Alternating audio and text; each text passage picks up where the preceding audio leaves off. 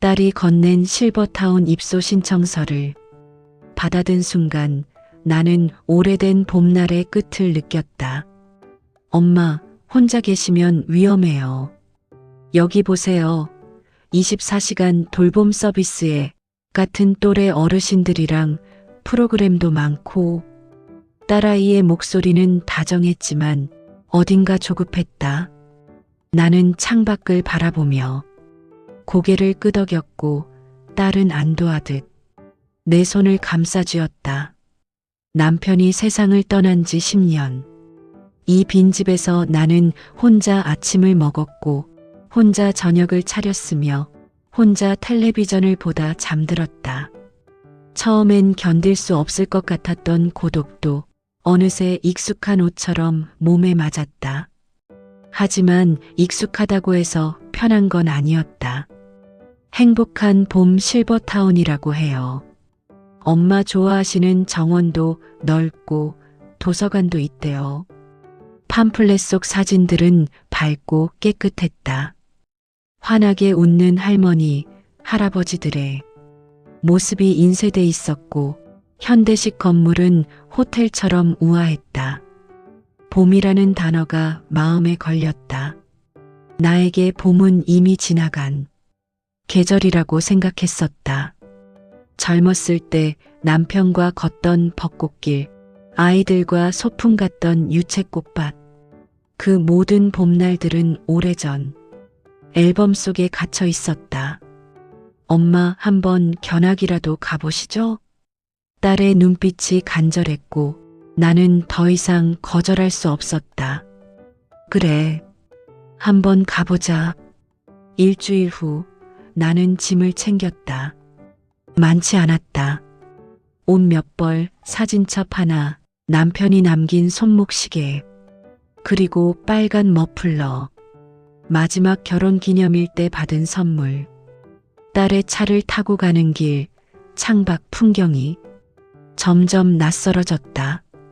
도심을 벗어나 조용한 외곽으로 접어들었고 한적한 언덕길 끝에 행복한 봄 실버타운 간판이 보였다. 5층짜리 흰색 건물. 입구엔 분홍빛 벚꽃 조형물이 세워져 있었고 잔디밭은 깔끔하게 정돈돼 있었다.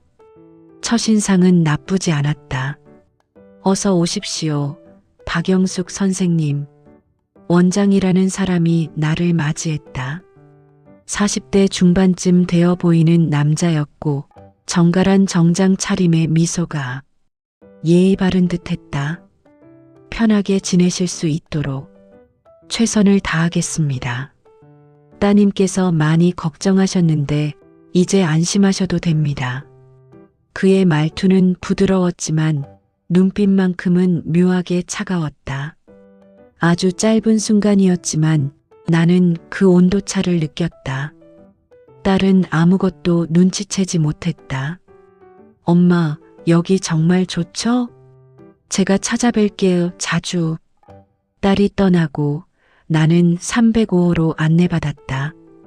방은 깨끗했고 창문으로 들어오는 햇살은 따뜻했다. 침대 옆 탁자 위엔 조화가 놓여 있었고 작은 냉장고와 옷장도 갖춰져 있었다. 나쁘지 않았다. 하지만 복도를 걸으며 한 가지가 마음에 걸렸다. 복도 끝 3층으로 향하는 계단 입구에는 관계자 외 출입 금지라는 팻말이 붙어 있었고 그곳만 유독 어두웠다. 왜일까? 그리고 그날 저녁 식당에서 저녁을 먹는데 옆자리에 앉은 할머니가 말을 걸었다. 새로 오셨어요? 난 김순자예요. 306호. 순자 할머니는 70대 초반쯤 되어 보였고 얼굴에 주름이 많았지만 눈빛만큼은 또렷했다. 박영숙이에요. 옆방이네요. 그럼 우리 이웃이네. 잘 부탁해요. 순자 할머니는 환하게 웃었고 나도 미소를 지었다. 오랜만에 누군가와 나눈 대화였다. 하지만 행복한 봄 실버타운.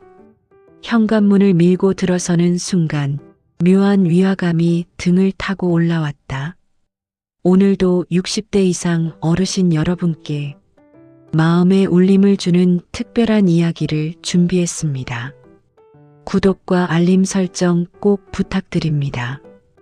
편안히 앉으셔서 혹은 누우셔서 천천히 들어주세요. 오늘의 이야기 시작하겠습니다. 305호 내 방은 깨끗했고 햇살이 잘 들었지만 복도 끝 3층으로 향하는 계단만큼은 유난히 어두웠다.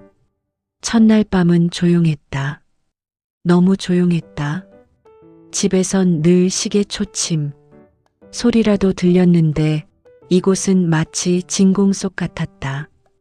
벽이 두꺼운 건지 아니면 다들 일찍 주무시는 건지 알 수 없었다. 새벽 2시쯤 나는 화장실에 가려고 일어났다. 복도에 불이 희미하게 켜져 있었고 발소리가 나지 않도록 조심스레 걸었다. 그런데 복도 끝 3층 계단 쪽에서 인기척이 들렸다. 누군가 내려오고 있었다. 나는 본능적으로 방문 틈으로 몸을 숨겼고 숨을 죽였다. 계단에서 내려온 사람은 원장이었다. 그는 손에 서류 봉투를 들고 있었고 주변을 살피듯 고개를 돌렸다. 표정은 보이지 않았지만 그의 움직임은 조심스러웠다. 왜 한밤중에? 원장은 1층 사무실 쪽으로 사라졌고 나는 가슴이 두근거렸다. 뭔가 이상했다. 다음 날 아침 식당에서 순자 할머니를 다시 만났다. 어제 잘 주무셨어요? 응, 그런데 밤에 좀 이상한 걸 봤어요. 나는 조심스럽게 말했고 순자 할머니의 표정이 굳어졌다. 뭘 보셨는데요? 원장이 새벽에 3층에서 내려오는 걸 봤어요. 손에 서류 같은 걸 들고 순자 할머니는 주변을 둘러보더니 목소리를 낮췄다. 영숙 씨, 여기 좀 이상해요. 저도 느꼈어요. 3층은 절대 올라가지 말래요. 원장이 그러는데 거기는 특별관리실이라나 뭐라나. 특별관리실? 건강이 안 좋은 어르신들이 계신 곳이래요. 근데 이상한 건 거기 계신 분들을 한 번도 본 적이 없어요. 밥도 따로 드신다고 하고. 그때 젊은 여자 직원이 다가왔다. 할머님들, 오늘 봄꽃 프로그램 참여하실 거죠? 원예 치료 시간이에요. 그녀의 이름표엔 사회복지사 김지우라고 적혀 있었다. 20대 후반쯤 되어 보였고 미소가 밝았다. 네, 참여할게요. 순자 할머니가 대답했고 나도 고개를 끄덕였다. 원예 치료 시간은 1층 정원에서 진행됐다. 10명 남짓한 어르신들이 모였고 다들 화분에 꽃을 심으며 이야기를 나눴다. 그곳에서 나는 두 할머니를 더 만났다. 저는 이미자예요. 308호. 저는 최옥희 310호입니다. 미자 할머니는 70대 중반쯤 되어 보였고 목소리가 우렁찼다. 오키 할머니는 조용했지만 눈빛이 따뜻했다. 우리 넷은 자연스럽게 한조가 됐고 함께 꽃을 심으며 웃었다. 오랜만에 느끼는 연대감이었다. 여기 온 지 얼마나 되셨어요? 내가 물었고 미자 할머니가 대답했다. 저는 3개월 됐어요. 처음엔 좋았는데 요즘은 좀 이상해요. 이상하다니요? 사람들이 자꾸 없어져요. 오키 할머니가 조용히 끼어들었다. 한 달 전에 307호 할아버지가 갑자기 안 보이셨어요. 물어봤더니 건강이 안 좋아서 병원으로 옮기셨대요. 근데 인사도 없이. 그리고 2주 전엔 309호 할머니도요. 순자 할머니가 덧붙였다. 다들 3층으로 옮겨갔다고 하던데. 그 순간 원예 치료를 지도하던 김지우 복지사가 우리 쪽을 쳐다봤다. 그녀의 눈빛이 묘하게 긴장해 있었다. 그날 저녁 나는 방에 누워 생각에 잠겼다. 3층, 사라진 사람들, 새벽의 원장. 뭔가 연결되는 느낌이었지만 확신할 수 없었다. 그리고 바로 그날 밤 나는 또다시 인기척을 들었다. 복도에서 발소리, 차분하지만 급한 걸음. 나는 문틈으로 내다봤고 이번에는 검은 승용차가 실버타운 뒤편에 서 있는 걸 봤다. 차의 선팅은 짙었고 트렁크가 열려 있었다. 누군가 뭔가를 싣고 있었다. 그게 뭔지는 알 수 없었지만 가슴이 철렁 내려앉았다. 다음 날 아침 순자 할머니가 보이지 않았다. 식당에서, 복도에서, 정원에서 어디에도 없었다. 순자 할머니 못 보셨어요? 미자 할머니에게 물었고 그녀도 고개를 저었다. 아침부터 안 보였어요. 방문 두드렸는데 대답이 없어서 불안이 커졌다. 점심시간 나는 직원에게 물었다. 306호 김순자 할머니 어디 가셨나요? 직원은 잠깐 당황하는 듯 했지만 이내 미소를 지었다. 아, 순자 할머님은 오늘 새벽에 갑자기 몸 상태가 안 좋으셔서 3층으로 옮기셨어요. 걱정 마세요. 잘 돌보고 있어요. 갑자기요? 어제만 해도 멀쩡하셨는데 어르신들은 갑자기 그러실 때가 있어요.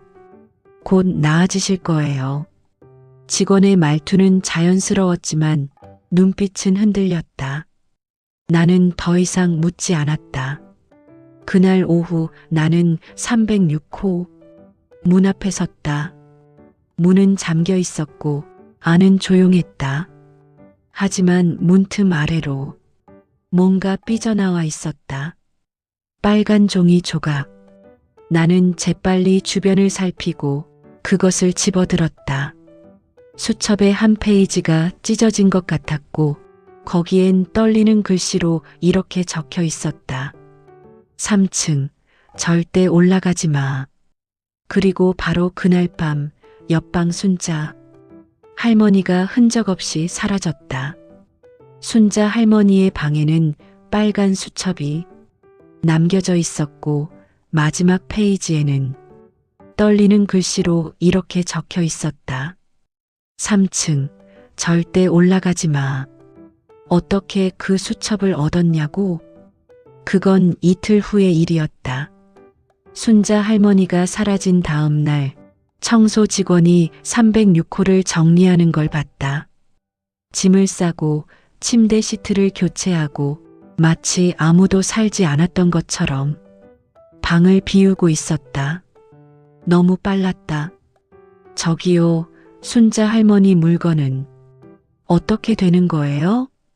내가 물었고 청소 직원은 잠깐 멈칫했다. 3층으로 다 옮겼어요. 필요하신 거 있으세요? 아니요.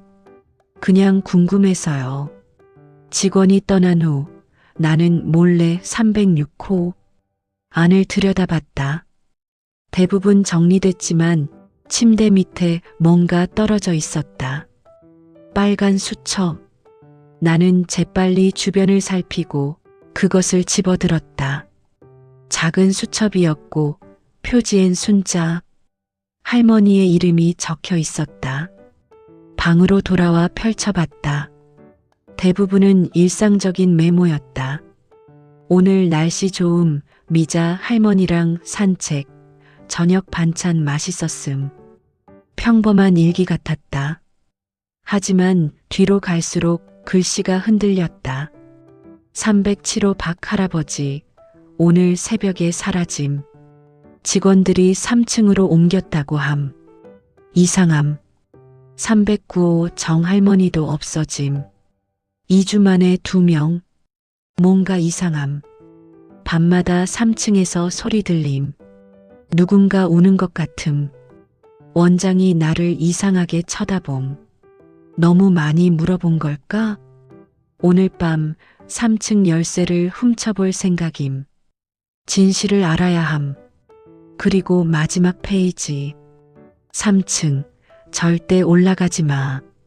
왜 올라가지 말라는 걸까? 순자 할머니는 뭘 본 걸까? 나는 수첩을 품에 안았고 손이 떨렸다. 그날 저녁 나는 미자, 오키 할머니를 불렀다. 우리는 정원 구석 벤치에 모였고 주변을 경계하며 낮은 목소리로 이야기했다. 이거 봐요. 나는 빨간 수첩을 펼쳐 보였고 두 할머니의 얼굴이 굳어졌다. 이건 순자가 쓴 거예요? 미자 할머니가 물었고 나는 고개를 끄덕였다. 순자는 뭔가 알았던 것 같아요. 3층에 대해서. 오키 할머니가 조용히 말했다. 저도 이상한 걸 느꼈어요. 며칠 전 밤에 복도를 지나가는데 3층에서 누군가 우는 소리가 들렸어요. 아주 작게, 하지만 분명히. 나도요. 미자 할머니가 고백했다. 그리고 원장이 새벽마다 3층에 올라가는 걸 봤어요. 손에 뭔가를 들고. 서류 같았어요. 우리는 서로를 바라봤다. 3명 모두 같은 생각을 하고 있었다. 3층에 뭐가 있는 걸까요? 내가 물었고 미자 할머니가 단호하게 말했다. 직접 가봐야 해요. 하지만 출입 금지잖아요. 그래서 더 수상한 거 아니에요? 오키 할머니가 끼어들었다. 순자를 찾아야 해요. 우리가 안 찾으면 누가 찾겠어요? 맞는 말이었다. 우리는 결심했다. 열쇠를 구해야 해요. 미자 할머니가 말했고 나는 수첩을 다시 펼쳤다. 순자가 열쇠를 훔치려 했대요. 그게 마지막 기록이에요. 그럼 혹시 오키 할머니가 숨을 들이마셨다. 순자가 열쇠를 훔치다가 들킨 걸까요? 우리는 침묵했다. 그날 밤 나는 잠을 이룰 수 없었다. 새벽 3시쯤 나는 다시 복도 소리를 들었다. 이번엔 좀 더 가까이 가봤다. 3층 계단 입구까지. 계단 위에서 희미한 불빛이 새어나왔고 누군가의 목소리가 들렸다.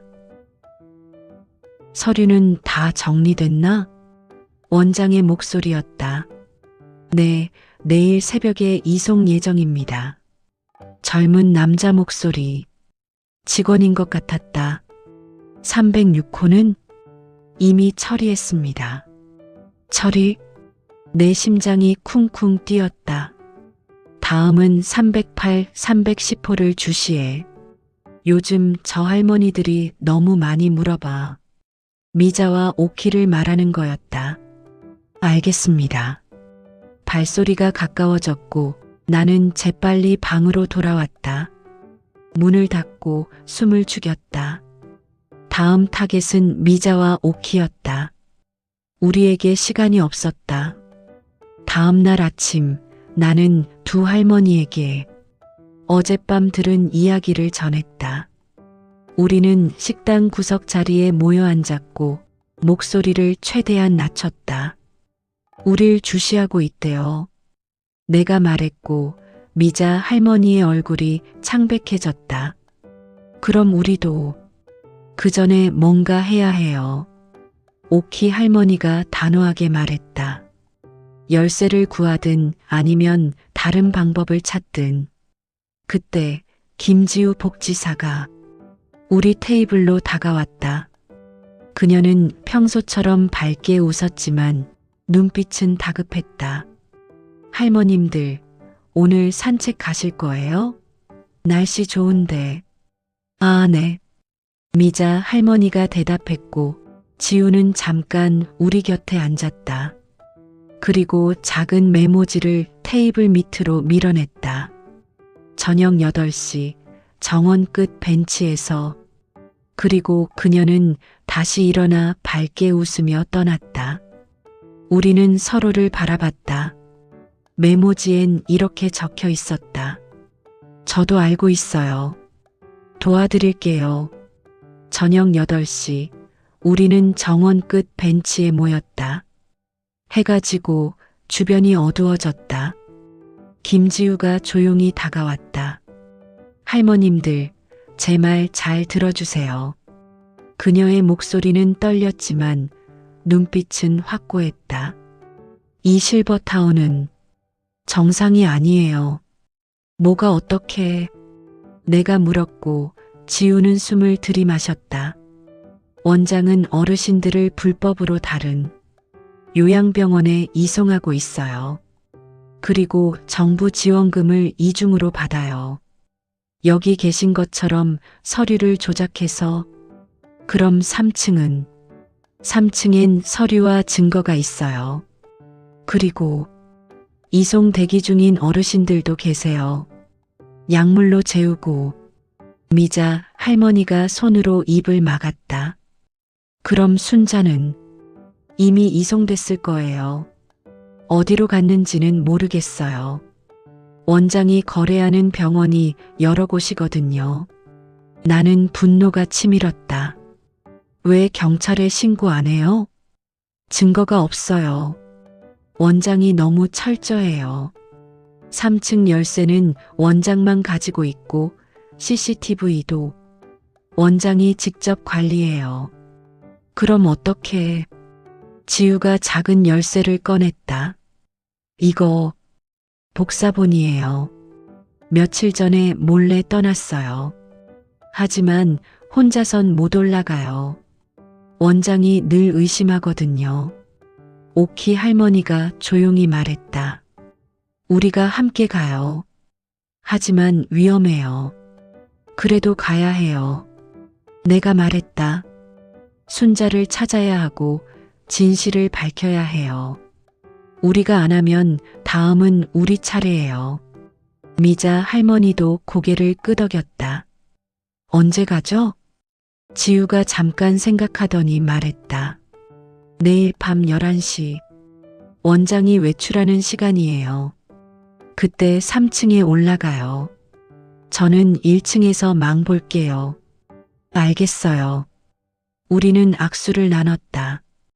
그런데 바로 그날 밤 나는 3층에서 내려오는 원장의 모습을 목격했고 그의 손에는 낯선 서류 봉투가 들려 있었다.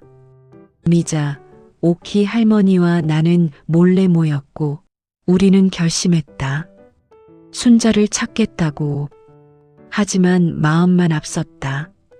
우리는 70대였고 몸은 예전 같지 않았다.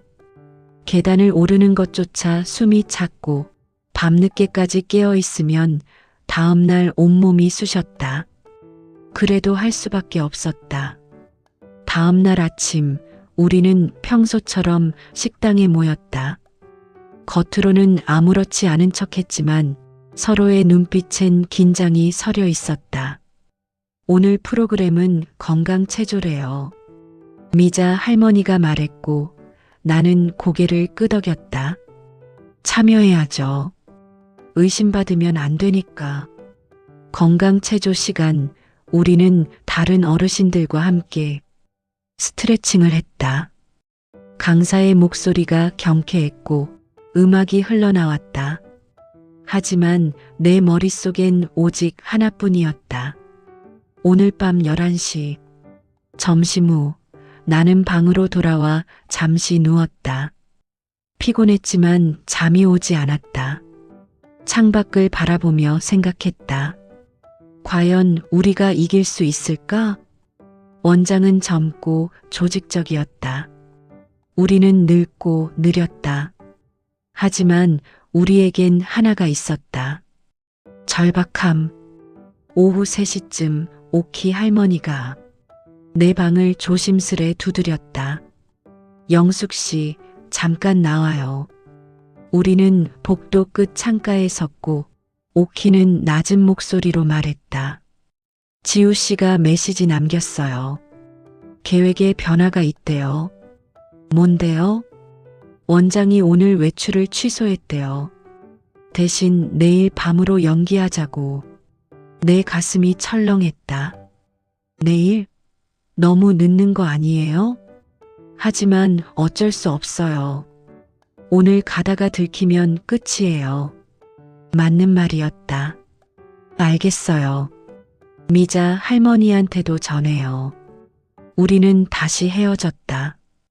저녁 식사 시간, 식당 분위기가 평소와 달랐다. 직원들이 유난히 많았고 원장도 식당을 돌며 어르신들과 인사를 나눴다. 요즘 어떠세요? 불편한 건 없으신지? 원장이 우리 테이블로 다가왔고 나는 억지로 미소를 지었다. 네, 좋아요. 다행이네요. 혹시 궁금한 거 있으시면 언제든 말씀하세요. 그의 미소는 여전히 예의 바른 듯 했지만 눈빛은 차가웠다. 그가 떠난 후 미자 할머니가 속삭였다. 우릴 시험하는 것 같아요. 나도 그렇게 느꼈어요. 식사 후 직원이 작은 종이컵을 나눠줬다. 저녁 약이에요. 드시고 푹 쉬세요. 우리는 종이컵을 받았다. 안엔 하얀 알약 2개가 들어있었다. 이거 뭐예요? 내가 물었고 직원은 밝게 웃었다. 비타민이랑 수면 보조제예요. 어르신들 숙면에 도움 되시라고. 나는 알약을 보며 의심이 들었다. 수면 보조제? 순자 할머니 수첩에 적혀있던 말이 떠올랐다. 약을 먹은 후 이상하게 졸렸다. 나는 미자, 오키 할머니와 눈빛을 교환했다. 우리는 약을 입에 넣는 척하고 몰래 손에 쥐었다. 직원이 지나간 후 냅킨에 싸서 주머니에 넣었다. 방으로 돌아온 후 나는 알약을 자세히 봤다. 무슨 성분인지 알 수 없었지만 찝찝했다. 밤 9시쯤 오키 할머니가 다시 내 방을 두드렸다.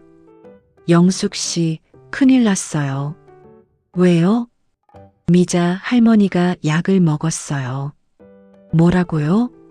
나는 깜짝 놀라 308호로 달려갔다. 미자 할머니는 침대에 누워 있었고 얼굴이 창백했다. 미자 씨, 괜찮아요? 머리가 너무 무거워요. 그녀의 목소리는 흐릿했고 눈꺼풀이 무겁게 감겼다. 왜 약을 먹은 거예요? 깜빡했어요. 습관적으로. 오키 할머니가 손을 잡았다. 어떻게 해요? 내일 밤 계획은? 나는 생각했다. 미자 할머니 없이 갈 수는 없었다. 하지만 이 상태로는 일단 재우고 내일 아침에 상태 보죠. 우리는 미자 할머니를 덮어주고 조용히 방을 나왔다. 복도는 고요했다. 하지만 그날 밤 나는 또다시 이상한 소리를 들었다. 3층에서 누군가 우는 소리. 아주 작게 하지만 분명히. 나는 복도로 나갔고 계단 입구까지 갔다. 출입금지 팻말이 어둠 속에서 희미하게 빛났다. 올라가야 할까? 하지만 열쇠가 없었다. 지우가 가지고 있었다. 그때 뒤에서 인기척이 들렸다. 나는 황급히 돌아섰고 원장과 눈이 마주쳤다. 할머니, 이 밤에 왜 여기 계세요? 그의 목소리는 부드러웠지만 눈빛은 날카로웠다. 화장실 갔다가 길을 잘못 들었어요. 방은 저쪽인데요? 네. 죄송해요. 나이 들어서 자꾸 헷갈려요. 나는 웃으며 돌아섰고 원장은 나를 지켜봤다. 방으로 돌아온 후 나는 문을 잠갔다. 심장이 터질 것 같았다. 들켰다. 원장은 알았다. 하지만 식당에서 나눠준 저녁약을 먹은 후 세 사람 모두 이상한 졸음에 빠져들었다. 다음 날 새벽 미자와 오키도 사라졌고 나는 홀로 남겨졌다. 아침 식사 시간 나는 두 할머니를 찾아 식당을 돌아다녔다. 308호, 310호 테이블은 비어 있었고 다른 어르신들은 아무렇지 않게 밥을 먹고 있었다. 미자 할머니, 오키 할머니 못 보셨어요? 옆 테이블 할머니에게 물었지만 그녀는 고개를 저었다. 글쎄요, 아침부터 안 보였는데. 나는 직원을 찾았다. 308호, 310호 어르신들은요? 직원은 잠깐 당황하는 듯 했지만 이내 밝게 웃었다. 아, 두 분 다 오늘 새벽에 몸 상태가 안 좋으셔서 3층으로 옮기셨어요.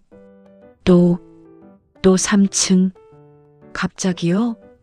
어제만 해도 멀쩡하셨는데. 어르신들은 갑자기 그러실 때가 있어요. 걱정 마세요. 똑같은 대답, 똑같은 미소. 나는 더 이상 묻지 않았다. 물어봤자 소용없었다. 방으로 돌아와 문을 잠갔다. 손이 떨렸고 숨이 막혔다. 혼자였다. 순자, 미자, 오키 모두 사라졌다. 이제 남은 건 나뿐이었다. 창밖을 바라봤다. 햇살은 밝았지만 내 마음은 어두웠다. 어떻게 해야 하지? 경찰에 신고할까? 하지만 증거가 없었다. 그저 할머니들이 사라졌다고만 말하면 누가 믿을까? 건강이 안 좋아서 3층으로 옮겼다는 말이 공식 기록이었다. 나는 침대에 앉아 머리를 감싸쥐었다. 그때 문을 두드리는 소리가 들렸다. 할머니, 괜찮으세요? 김지우의 목소리였다. 나는 황급히 문을 열었고 지우는 주변을 살피며 안으로 들어왔다. 미자, 오키 할머니도 이송됐어요. 그녀의 목소리는 떨렸다. 알아요. 아침에 들었어요. 원장이 어젯밤에 뭔가 눈치챈 것 같아요. 할머니가 3층 앞에 섰던 걸 봤대요. 내 가슴이 철렁했다. 그래서 서둘렀나 봐요. 미자, 오키 할머니를 급하게 이송했어요. 어디로 간 건지 모르겠어요. 원장이 거래하는 병원이 세 곳인데 어디로 갔는지 추적할 방법이 없어요. 지우는 작은 종이를 꺼냈다. 이거 오늘 새벽에 CCTV 녹화본 일부를 몰래 캡처했어요. 사진엔 검은 승용차가 실버타운 뒤편에 서 있었고 누군가를 싣고 있는 모습이 희미하게 보였다. 이것만으론 부족해요. 3층에 올라가서 서류를 확보해야 해요. 하지만 이젠 위험해요. 원장이 의심하고 있어요. 그래도 가야 해요. 내가 말했고 지우는 망설였다. 할머니, 너무 위험해요. 원장은 폭력적일 수 있어요. 폭력적? 예전에 한 어르신이 탈출하려 했어요. 그때 원장이 지우는 말을 잊지 못했다. 어떻게 됐는데요? 병원으로 실려갔어요. 계단에서 굴러떨어졌다고 했지만 저는 믿지 않아요. 나는 숨을 들이마셨다. 그래도 가야 해요. 오늘 밤 할머니 혼자라도 갈 거예요. 열쇠 주세요. 지우는 잠깐 고민하더니 작은 열쇠를 꺼냈다. 밤 11시 30분. 원장이 사무실에 있을 시간이에요. 제가 원장을 붙잡아 둘게요. 그 사이 3층에 올라가서 서류를 찾으세요. 어떤 서류요? 빨간 파일. 이송 기록이라고 적혀 있을 거예요. 그 안에 모든 증거가 있어요. 알겠어요. 지우가 떠나고 나는 열쇠를 꽉 쥐었다. 오늘 밤 마지막 기회. 저녁 식사 시간 나는 평소처럼 식당에 갔다. 하지만 밥맛이 없었다. 숟가락을 들 때마다 손이 떨렸다. 할머니, 요즘 안색이 안 좋으신데 괜찮으세요? 직원이 다가와 물었고 나는 억지로 웃었다. 나이 들어서 그래요. 괜찮아요. 저녁 약 드세요. 숙면에 도움 될 거예요. 또 약. 나는 종이컵을 받았지만 이번엔 절대 먹지 않았다. 입에 넣는 척하고 냅킨에 싸서 주머니에 넣었다. 방으로 돌아온 후 나는 시계를 봤다. 8시 30분. 3시간 남았다. 나는 침대에 누웠다. 체력을 아껴야 했다. 하지만 잠이 올 리 없었다. 10시쯤 복도에서 발소리가 들렸다. 직원들이 순찰을 돌고 있었다. 305호 불 꺼졌나? 네, 다 주무시는 것 같아요. 발소리가 멀어졌다. 11시. 나는 일어나 옷을 챙겨 입었다. 검은색 가디건, 편한 신발. 열쇠를 주머니에 넣었다. 11시 20분. 복도로 나갔다. 조용했다. 불이 희미했다. 3층 계단 입구까지 걸었다. 출입금지 팻말이 어둠 속에서 빛났다. 숨을 들이마셨다. 11시 30분. 지우가 원장을 붙잡아둘 시간. 나는 열쇠를 꺼내 문에 꽂았다. 딸깍. 문이 열렸다. 계단이 보였다. 어두웠다. 나는 한 걸음씩 올라갔다. 무릎이 아팠지만 참았다. 2층, 3층, 3층 복도. 불이 꺼져 있었다. 하지만 복도 끝에서 희미한 불빛이 새어나왔다. 나는 조심스럽게 걸었다. 문이 3개 있었다. 첫 번째 문엔 관리실이라고 적혀 있었다. 두 번째 문엔 보관실, 세 번째 문엔 아무것도 적혀 있지 않았다. 나는 관리실 문을 열었다. 책상, 서랍, 그리고 선반 가득 쌓인 파일들. 빨간 파일을 찾았다. 이송 기록. 손이 떨렸다. 파일을 펼쳤다. 이름, 날짜, 병원명, 금액, 순자, 미자, 오키의 이름이 있었다. 그리고 그 아래 더 많은 이름들. 307호 박호, 309호 정호. 모두 이송됐다고 기록돼 있었다. 하지만 진짜 충격은 그 다음이었다. 재산 처리네요. 각 어르신의 통장, 부동산, 보험금 모두 원장 명의로 이전돼 있었다. 치가 떨렸다. 이 인간은 어르신들을 이용해서. 그때 뒤에서 소리가 들렸다. 찾으셨나 보네요. 나는 돌아섰다. 원장이 서 있었다. 그리고 원장이 내 방문을 두드렸을 때 나는 손에 쥔 3층 열쇠를 침대 밑으로 밀어 넣었다. 원장은 웃고 있었지만 그의 눈빛은 차갑게 식어 있었다. 박영숙 할머니, 참 고집이 세시네요. 그는 천천히 다가왔고 나는 파일을 꽉 쥐었다. 이게 다 뭐예요? 내 목소리는 떨렸지만 원장은 담담했다. 보시는 그대로예요. 사업이죠. 사업? 네. 어르신들을 돌보고 대가를 받는 거예요. 공정한 거래 아닙니까? 공정? 이게 공정해요? 사람들을 납치하고 재산을 빼앗고 원장은 피식 웃었다. 납치라니요. 그분들은 모두 동의하셨어요. 서류에 서명도 하셨고요. 거짓말. 순자 할머니는 너무 많이 아셨어요.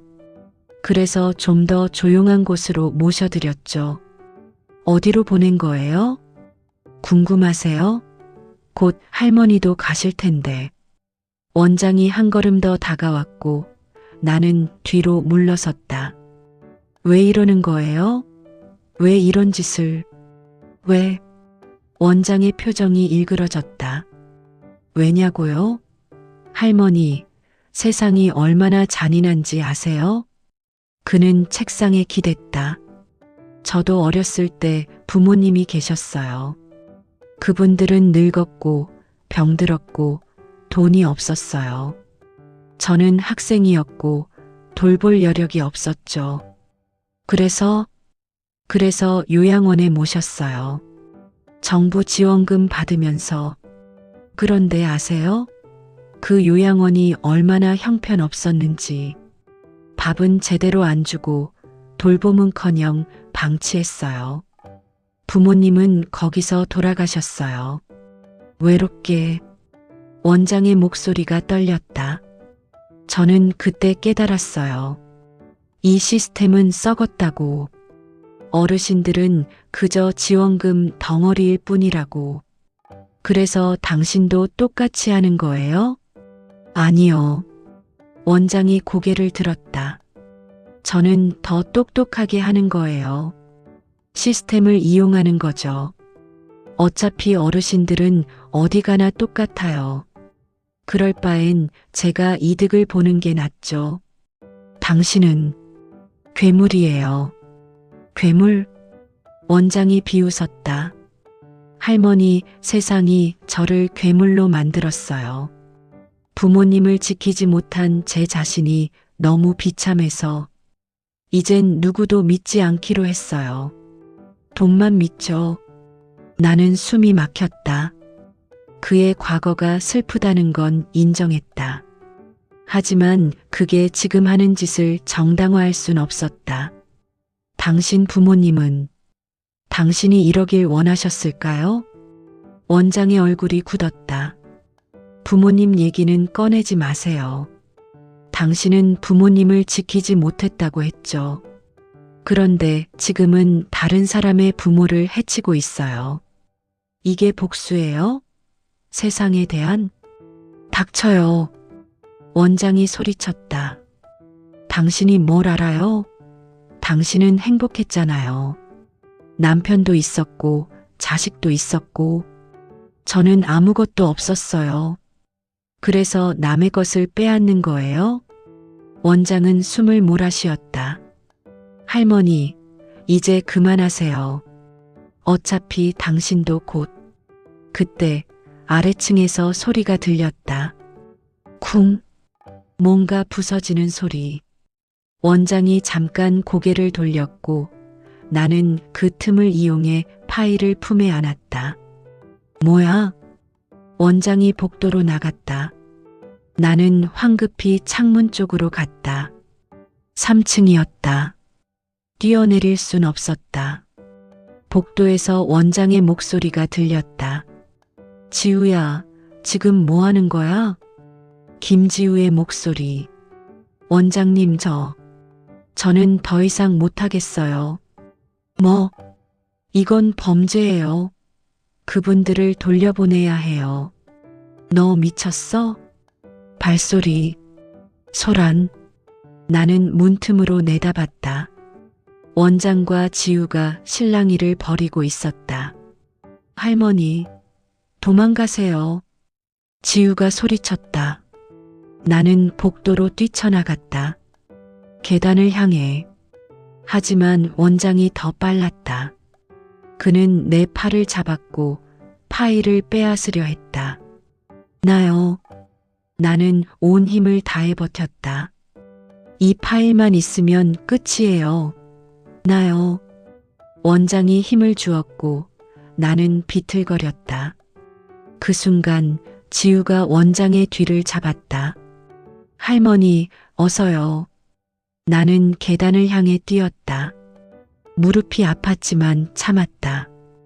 2층, 1층, 복도, 출구가 보였다. 하지만 문이 잠겨 있었다. 안 돼. 나는 문을 흔들었지만 열리지 않았다. 뒤에서 발소리. 원장이 내려오고 있었다. 어디 가려고? 나는 돌아섰다. 원장이 서 있었고 그의 손엔 열쇠가 들려 있었다. 끝이에요, 할머니. 그는 다가왔고 나는 벽에 등을 붙였다. 지우는 어디 있어요? 걱정 마세요. 잘 처리했어요. 내 가슴이 철렁했다. 당신, 이제 할머니 차례예요. 원장이 내 손에서 파일을 빼앗았다. 이걸로 뭘 하려고 했어요? 경찰에 신고. 증거가 이것뿐일 것 같아요? 그는 파일을 찢기 시작했다. 안 돼. 나는 손을 뻗었지만 원장은 비웃었다. 쓸데없는 짓이에요. 이미 끝났어요. 찢어진 서류들이 바닥에 흩어졌다. 나는 무릎이 꺾였다. 모든 게 끝났다. 순자, 미자, 오키, 그리고 나. 원장은 나를 3층으로 끌고 갔다. 세 번째 방. 아무것도 적혀 있지 않던 방. 문을 열었다. 안은 텅 비어 있었다. 창문도 없었다. 여기서 좀 쉬세요. 내일 아침에 이송수속 밟을게요. 원장이 문을 닫으려 하자 나는 소리쳤다. 당신은 벌 받을 거예요. 그럴까요? 원장이 피식 웃었다. 지금까지 안 받았는데? 문이 닫혔다. 딸깍. 나는 갇혔다. 어둠 속에서 나는 울었다. 처음으로. 나는 3층 문을 열었고 그곳에는 모든 진실이 파일로 정리돼 쌓여 있었다. 원장이 내 뒤에서 문을 잠그는 소리가 들렸고 나는 갇혔다는 것을 알았다. 어둠, 침묵, 차가운 바닥. 나는 벽에 기대 앉았다. 무릎이 떨렸고 숨이 가빠왔다. 끝이었다. 모든 게. 창문도 없는 이 방에서 나는 내일 아침 어디론가 이송될 것이다. 순자, 미자, 오키처럼. 그리고 아무도 나를 찾지 않을 것이다. 딸은 어머니가 편안한 곳에 계신다고 믿을 것이고 실버타운은 건강 문제로 전원했다는 서류를 내밀 것이다. 깔끔하게. 아무 흔적도 없이. 나는 눈을 감았다. 남편의 얼굴이 떠올랐다. 여보, 미안해요. 끝까지 싸워보지도 못하고. 눈물이 흘렀다. 시간이 얼마나 지났을까? 1시간? 2시간? 알 수 없었다. 그런데 갑자기 아래층에서 소리가 들렸다. 쿵쿵쿵. 누군가 문을 두드리는 소리. 경찰입니다. 문 여세요. 경찰? 내 심장이 뛰기 시작했다. 아래층이 소란스러웠다. 발소리, 고함, 무언가 부딪히는 소리. 수색 영장 있습니다. 문 열지 않으시면 강제로 개방하겠습니다. 쾅! 문 부서지는 소리. 그리고 여러 사람의 발소리. 3층 수색. 올라가. 계단을 오르는 소리. 내 방 앞에서 멈췄다. 여기 문 잠겨 있습니다. 부서. 쾅쾅쾅. 문이 열렸다. 불빛이 쏟아져 들어왔고 경찰관이 들어왔다. 할머니, 괜찮으세요? 나는 대답할 수 없었다. 눈물만 흘렀다. 여기 피해자 발견. 구급대 요청. 경찰관이 나를 부축했다. 이제 괜찮아요. 안전해요. 복도로 나왔다. 경찰들이 3층을 수색하고 있었고 원장은 수갑이 채워진 채 벽에 기대 서 있었다. 그의 얼굴은 창백했다. 할머니. 원장이 나를 봤다. 나는 그를 똑바로 쳐다봤다. 당신은 벌 받을 거라고 했죠. 원장은 고개를 떨어뜨렸다. 계단을 내려가는데 1층에서 익숙한 목소리가 들렸다. 영숙이. 나는 고개를 들었다. 순자, 미자, 오키가 서 있었다. 어떻게? 나는 비틀거렸고 새 할머니가 달려와 나를 붙잡았다. 영수가 괜찮아? 미자 할머니가 울먹였다. 우리가 늦었지? 오키 할머니가 손을 잡았다. 어떻게 여기 온 거예요? 순자 할머니가 웃으며 말했다. 우리 탈출했어. 탈출? 응. 그날 밤 약 먹고 정신 잃은 척 했어. 그리고 차에 실릴 때 트렁크 안에서 깨어났지. 미자 할머니가 이어받았다. 차가 멈췄을 때 우리는 소리쳤어. 지나가던 사람이 듣고 경찰에 신고했고 경찰이 왔을 때 우리는 모든 걸 말했어. 실버타운에서 일어난 일들을. 오키 할머니가 말했다. 하지만 증거가 없어서 시간이 걸렸어. 그래서 지우 씨가 내부에서 증거를 모아줬고 지우 씨는 여기 있어요. 뒤에서 김지우가 나타났다. 그녀의 이마에 붕대가 감겨 있었지만 미소를 짓고 있었다. 할머니, 죄송해요. 제가 더 빨리 못해서. 아니에요. 고마워요.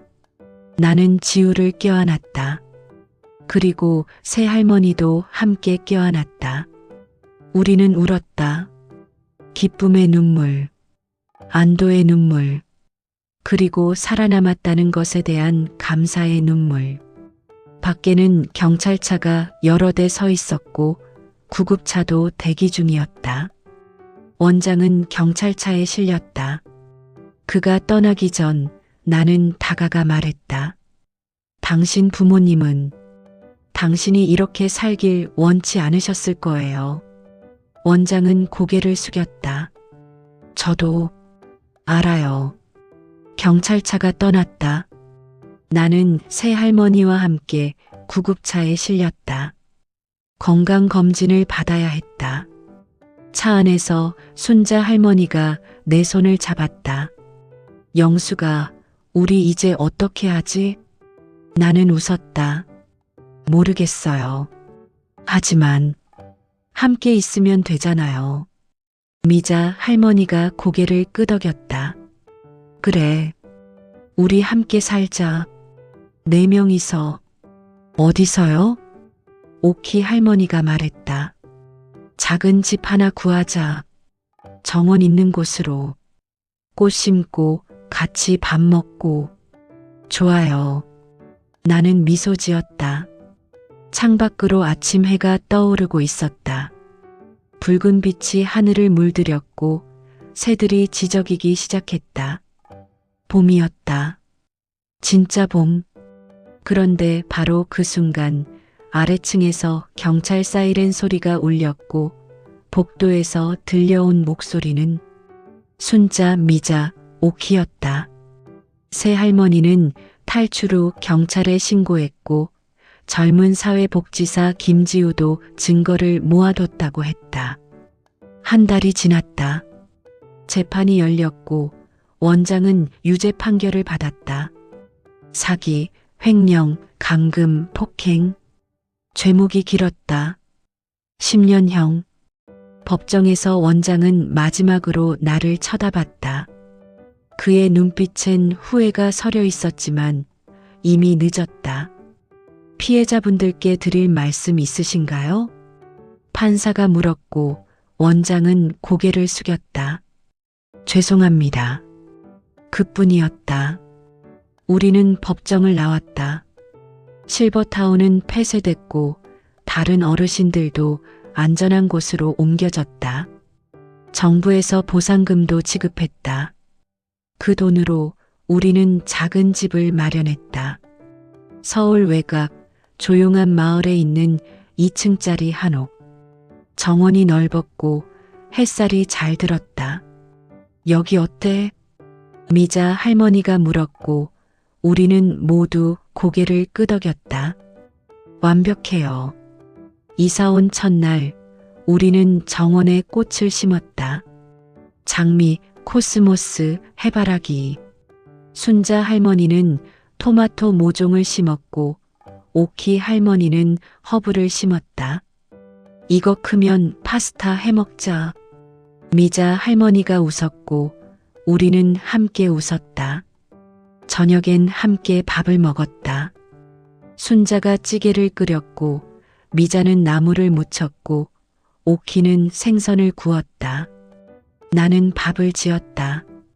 식탁에 앉아 우리는 수저를 들었다. 잘 먹겠습니다. 처음으로, 정말 오랜만에 집이라는 느낌이 들었다. 밥을 먹으며 이야기를 나눴다. 오늘 마트에서 사과가 싸더라. 사올 걸 그랬어. 내일 같이 가요. 나도 계란 사야 해. 저녁엔 뭐 해 먹지? 된장찌개. 또 어제도 먹었잖아. 그럼 김치찌개. 우리는 웃었다. 이렇게 사소한 대화가, 이렇게 평범한 일상이 얼마나 소중한지 그날 밤 이후로 깨달았다. 밤이 되면 우리는 거실에 모여 차를 마셨다. 오늘 날씨 좋았지? 응, 햇살이 따뜻했어. 내일은 산책 갈까? 좋아. 창밖으로 달이 떠올랐다. 밝고 둥근 달. 순자 할머니가 말했다. 영수가 고마워. 왜요? 내가 포기 안 해서. 우리 모두 살았어. 미자 할머니가 끼어들었다. 우리 모두 함께 싸웠잖아. 오키 할머니가 고개를 끄덕였다. 맞아. 우리는 팀이야. 나는 미소 지었다. 팀. 좋은데요. 우리는 찻잔을 들어 건배했다. 우리의 봄을 위하여. 건배. 찻잔이 부딪히는 소리가 작지만 명확했다. 그날 밤 나는 오랜만에 푹 잤다. 악몽도 없었고 불안도 없었다. 그저 따뜻한 잠. 그리고 아침이 왔을 때 나는 창문을 열었다. 정원에서 꽃향기가 올라왔고 새들이 지저귀했다. 봄이었다. 우리의 봄. 우리는 서로를 껴안았고 그제야 알았다. 진짜 봄은 지금부터였다. 6개월 후 우리 넷은 작은 마을에 함께 집을 얻어 살고 있다. 봄이 지나고 여름이 왔다. 정원의 꽃들은 무성하게 자랐고 토마토는 빨갛게 익었다. 우리는 매일 아침 함께 산책을 하고 점심엔 정원에서 차를 마시고 저녁엔 함께 저녁을 먹는다. 가끔 김지우가 놀러 온다. 그녀는 새로운 직장을 구했고 진짜 어르신들을 돕는 일을 하고 있다.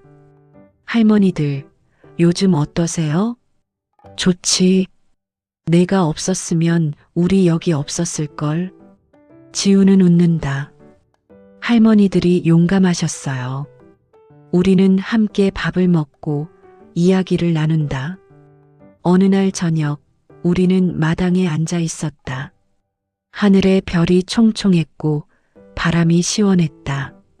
순자 할머니가 말했다. 나 이제 행복한 것 같아. 나도. 미자 할머니가 말했다. 나도요. 오키 할머니도 고개를 끄덕였다. 나는 하늘을 올려다봤다. 남편한테 말하고 싶어요. 나 이제 괜찮다고. 외롭지 않다고. 순자가 내 손을 잡았다. 우리가 있잖아. 그래요. 나는 웃었다. 우리가 있으니까. 그날 밤 나는 일기를 썼다. 오랜만에 인생의 봄은 젊을 때만 오는 게 아니다.